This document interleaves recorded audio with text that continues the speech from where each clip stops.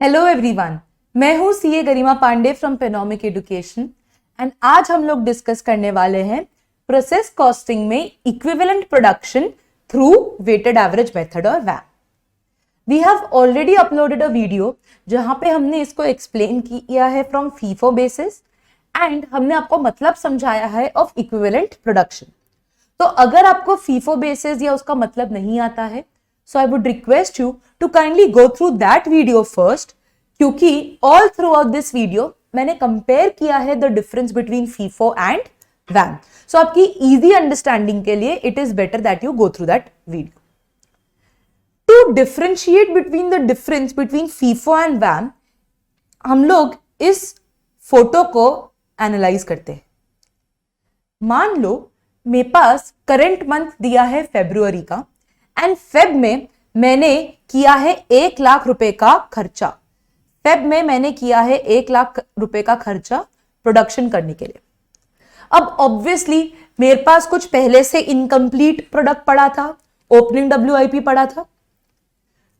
तो FIFO and वैम में ये डिफरेंस है कि फीफो बोलेगा कि जितना काम आपका हो चुका है उसका खर्चा आप सेट असाइड करो, उसको आप एक बैच मानो, और जो खर्चा आपका इस महीने का लग रहा है उसको आप अलग रखिए। तो मान लो मेरे पास कुछ इनकम्प्लीट यूनिट प्रोडक्शन था, तो फीफो बोलेगा इसका जो खर्चा लग चुका था पिछले महीने उसको आप अलग ही रखिए। इसका मान लेती हूं 10,000 रुपए का खर्चा था, तो फीफो बोल रहा है ये 10,000 अलग रखो एंड जो इस महीने का खर्चा पूरा 1 लाख रुपए का है वो अलग रखो। तो जो 1 लाख रुपए का खर्चा है वो किस पे डिवाइड होगा? वो डिवाइड होगा ओपनिंग WIP जो मैंने कंप्लीट करा इस महीने, फिर ऐसे कुछ यूनिट्स जो मैंने फुल्ली मैन्युफैक्चर करे हैं इस महीने, और वो यूनिट्स जो मेरे क्लोजिंग WIP का पड़े हैं। जितना काम मैंने इस बार कर लिया था उस पे इस 1 लाख रुपए को डिवाइड कर दो। वैम बोलता है कि खर्चों को एवरेज आउट कर दो। कौन से खर्चों को?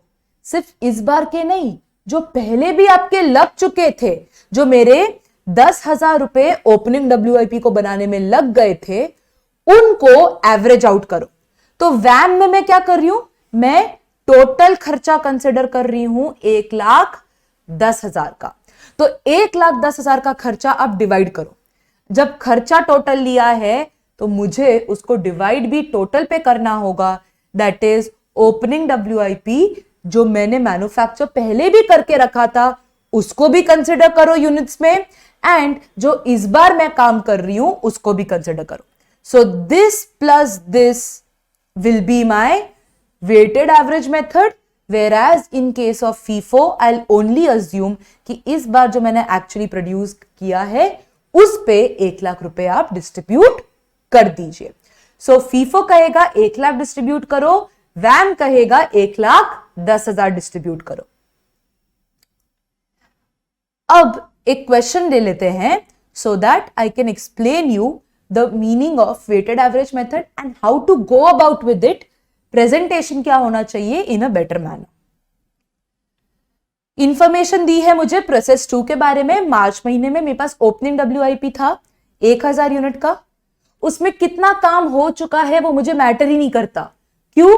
क्योंकि मैं ये अज्यूम करूंगी जो भी मैंने काम किया है पूरा का पूरा इस बार करा है। ओपनिंग WIP में मेरा मटेरियल लग चुका था 6,000 रुपए का, लेबर लग चुका था 350 का, प्रोडक्शन ओवरहेड्स 800 रुपीज के।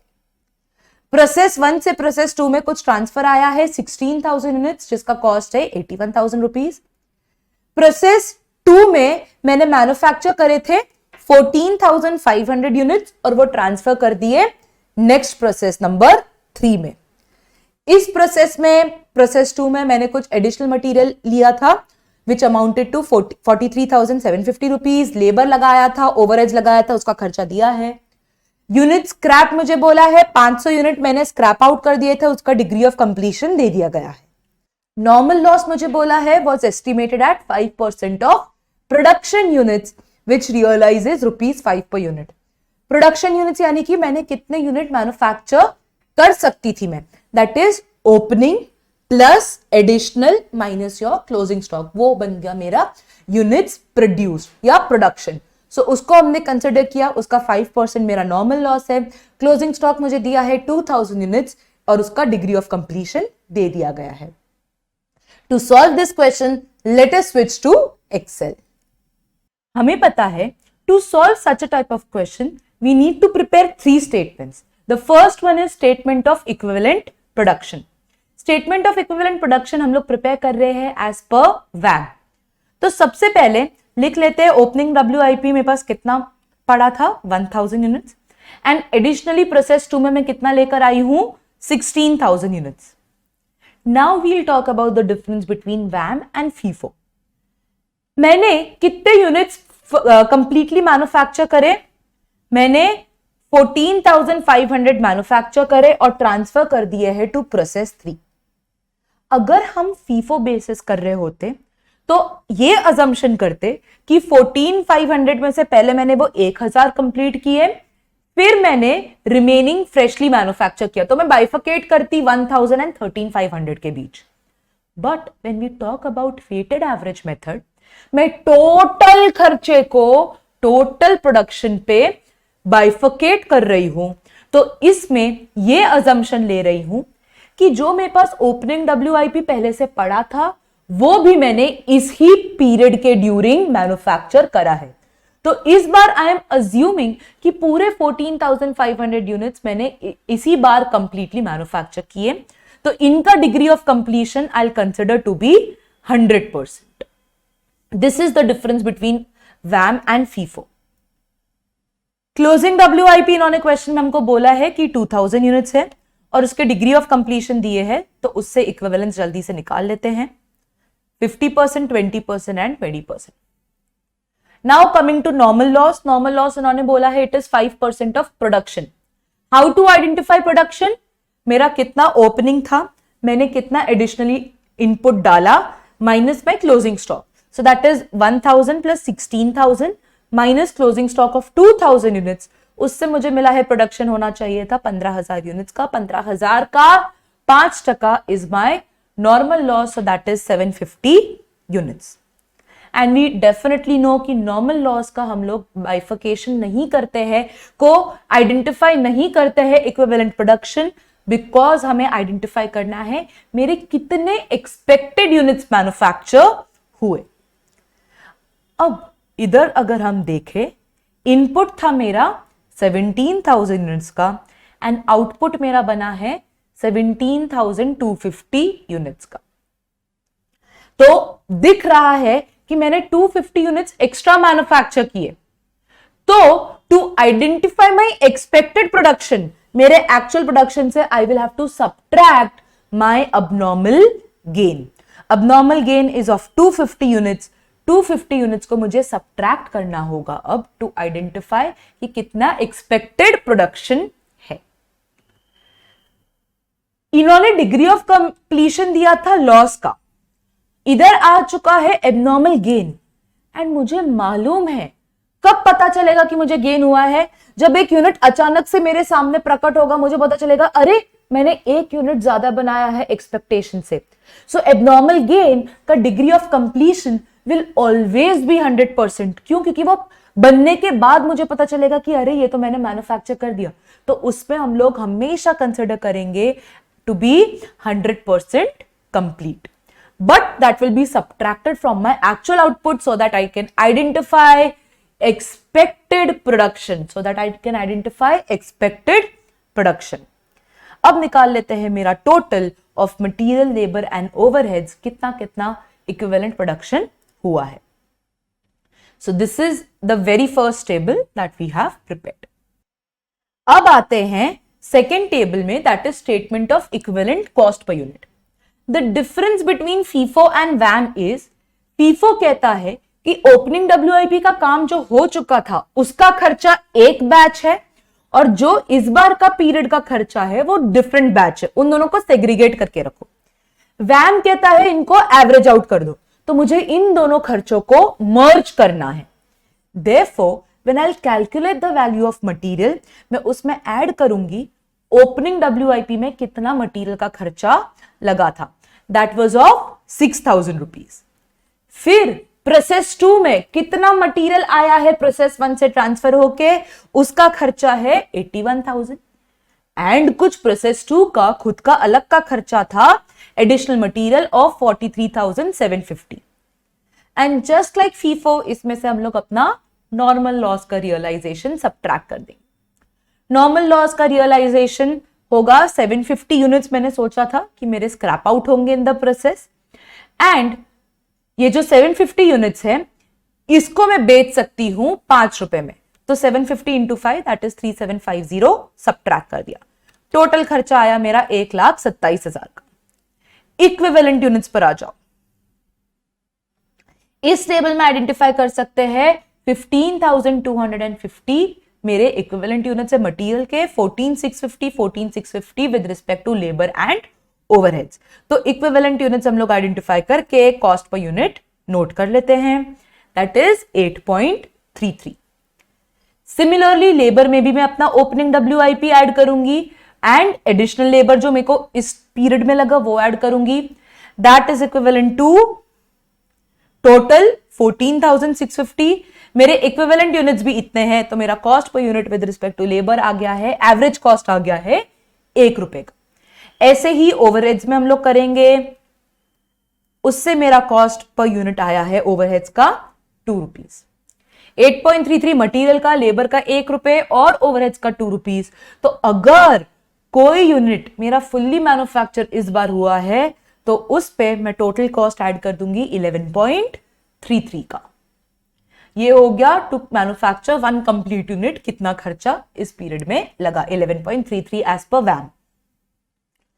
फाइनली आ जाते हैं हमारे लास्ट टेबल में, that is statement of evaluation. इधर वापस से डिफरेंस आ गया कि मैं ओपनिंग WIP का अलग से कैलकुलेट नहीं कर रही हूं, fully manufactured in this period अलग नहीं कर रही हूं, क्योंकि मेरा अजम्पशन रहा है कि जो भी यूनिट्स मैंने मैन्युफैक्चर करे, भले ओपनिंग के या भले इस बार के प्योर, वो मैं अज्यूम यही कर रही हूं कि टोटली मैंने सारे यूनिट्स इसी बार मैन्युफैक्चर करे हैं 14,500। तो इधर नोट कर लेते हैं एलिमेंट ऑफ कॉस्ट।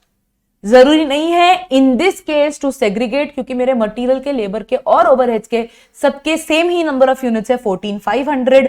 अगर एक ही बार कंसिडर करती तो total cost per unit that is 11.33 से मल्टीप्लाई करती और उससे मुझे अपना वैल्यू मिलता 1,64,254 के अप्रॉक्स। क्लोजिंग WIP में मुझे अपना मटेरियल, लेबर, ओवरहेड्स अलग अलग रखना होगा। वाई? क्योंकि तीनों के अमाउंट, तीनों के यूनिट्स क्वांटिटी अलग अलग है। मटेरियल की क्लोजिंग WIP में थी 1000 equivalent units, labour and overhead की थी 400। इसको मैं उसके कॉस्ट पर यूनिट से मल्टीप्लाई कर दूंगी और टोटल खर्चा निकाल दूंगी।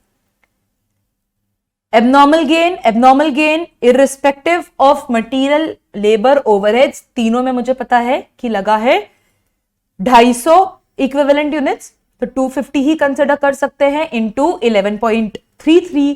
डायरेक्टली मैं मल्टीप्लाई कर सकती हूं या इंडिविजुअली भी आप कंसिडर कर सकते हैं, that is not an issue. उसका मेरे को कॉस्ट पता चला है 2,832। Finally we will prepare our process account. Process account में ओपनिंग WIP मेरे पास थे 1000 यूनिट्स, जिनका खर्चा मटेरियल का था 6,000, लेबर का 350 एंड प्रोडक्शन ओवरहेड्स का 800।